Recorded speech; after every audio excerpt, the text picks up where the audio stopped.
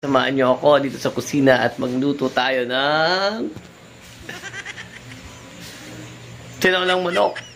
Native chicken, guys. Let's go! So, ayan guys, samahan niyo ako magluto tayo ng native na tinolang manok. Ayan po yung mga ingredients. So, actually, ginisa ko na po yung mga bawang sibuyas, luya, red bell pepper, at saka ko po siya nilagay doon sa kasirola para lagyan ng tubig at pakukuluan po natin ng matagal. Ang native na manok, alam niyo na po, basta native, medyo alam niyo na, medyo may katigasan na konti.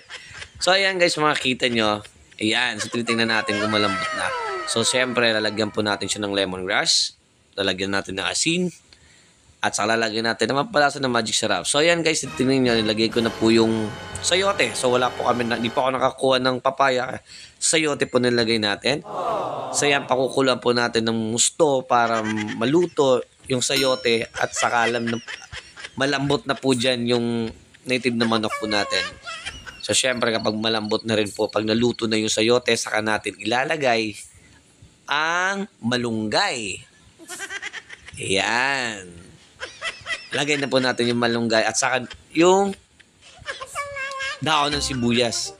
Ayan. So, napakadali na lang nito. Tama-tama tagulan ngayon. Ang sarap umikot ng mainit na sabaw.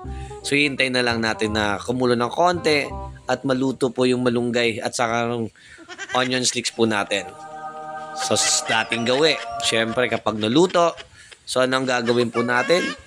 Ilalagay po natin siya, siyempre, sa bowl, guys. Ayan. So, takpan muna natin ng konti, men, para maluto yung malunggay. Yan. So, charan! Sauce ready. So, nilagay ko na yan, siyempre, sa bowl para ilagay sa mesa. Kasi, magdi-dinner na po tayo, guys. So, ayan. Napakasarap na naman ito ng recipe to. Sana, gawin niyo po rin sa bahay niyo. Okay? So, guys, thank you for watching. Happy eating. Bye-bye!